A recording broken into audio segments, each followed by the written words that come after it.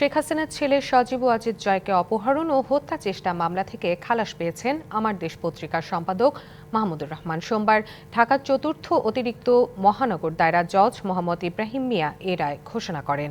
এই মামলায় কারাদণ্ডপ্রাপ্ত মাহমুদুর রহমান গত ২৯ সেপ্টেম্বর ঢাকার চিফ মেট্রোপলিটন ম্যাজিস্ট্রেট CMM আদালতে আত্মসমর্পণ করেন।